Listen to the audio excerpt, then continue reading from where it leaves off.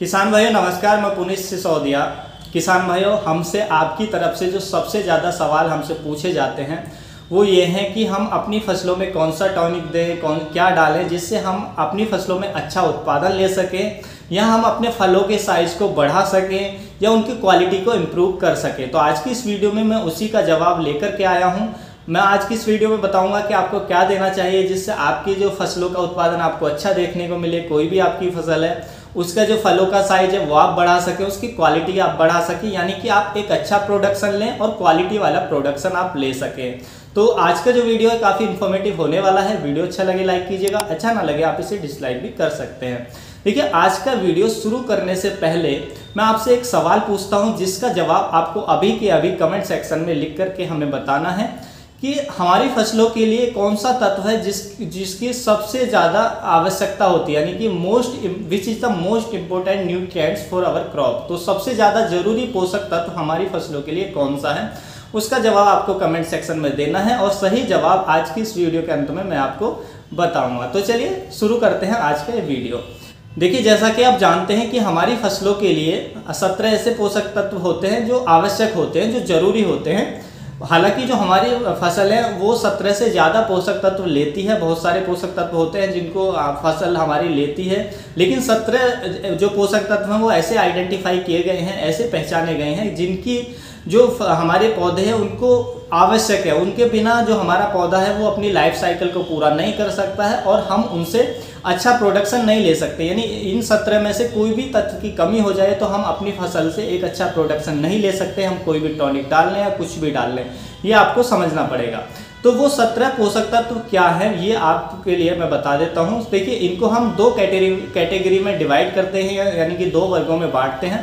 पहला होता है मैक्रो न्यूट्रिएंट्स। मैक्रो का मतलब होता है इनकी अधिक मात्रा में जरूरत होती है, यानी कि ये ज़्यादा मात्रा में जो प्लांट है उनको भूमि से ग्रहण करता है इन पोषक तत्वों को। तो उनमें आते हैं नाइट्रोजन पहला, दूसरा फास्फोरस और पोटास। नाइट्रोजन के आप जानते हैं सबसे ज़्यादा जरूरी होता है और सबसे ज़्यादा हम नाइट्रोजन देते भी हैं, फास्फोरस भी और पोटास भी।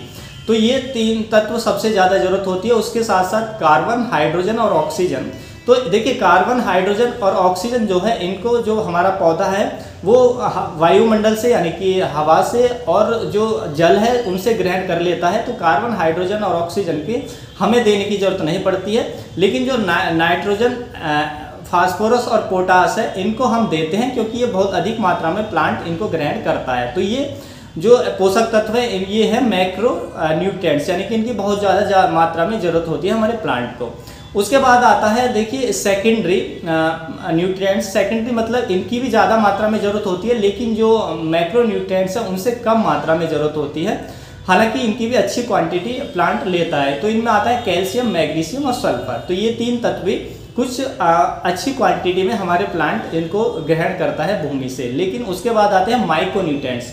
माइक्रोन्यूट्रिएंट्स वो होते हैं जिनकी मतलब कम मात्रा में, माइक्रो मतलब सूक्ष्म मात्रा में जरूरत होती है, बहुत कम मात्रा में प्लांट इनको भूमि से लेता है। तो इसमें आते हैं हमारा जैसे कि बोरॉन, जिंक, कॉपर या हमारे और भी जो मॉलिब्डेनम है, मैग्नीज हैं। तो ये जो भी आप स्क्रीन पर देख सकते हैं बाकी के ये सारे जो हैं इनकी माइक्रो न्यूट्रिएंट्स हैं, इनकी बहुत कम मात्रा में ज़रूरत होती है।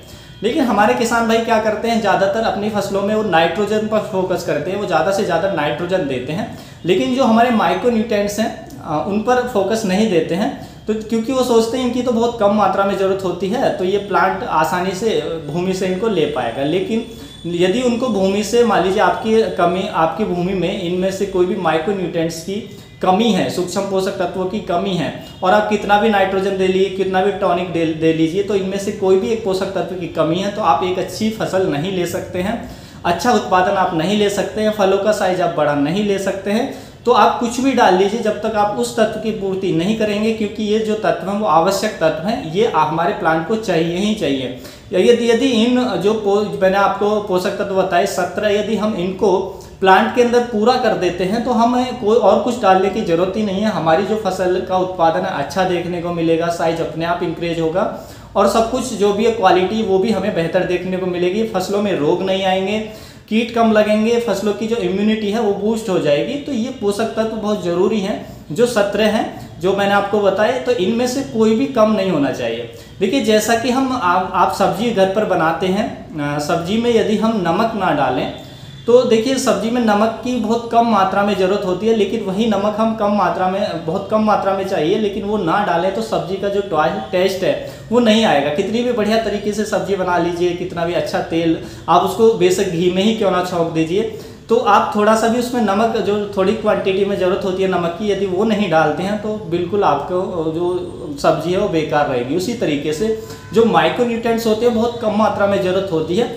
लेकिन यदि इनकी कमी हो जाए तो जो हमारा प्लांट है उससे हम अच्छा प्रोडक्शन नहीं ले सकते हैं। प्लांट अपना लाइफ साइकिल पूरा ही नहीं कर सकता है, अच्छा उत्पादन की हम कल्पना ही नहीं कर सकते हैं। यानी कि ये जो पोषक तत्व सत्र ये बहुत ही ज़रूरी हैं, इनको हमें देना ही चाहिए। तो केवल हमें नाइट्रोजन पर ही फोकस नहीं रखना चाहिए, फास्फोरस पर फोकस नहीं रखना चाहिए, या हमें पोटास पर ही फोकस नहीं रखना चाहिए, हमें जो ये माइक्रोन्यूट्रिएंट्स हैं इन पर भी फोकस रखना चाहिए।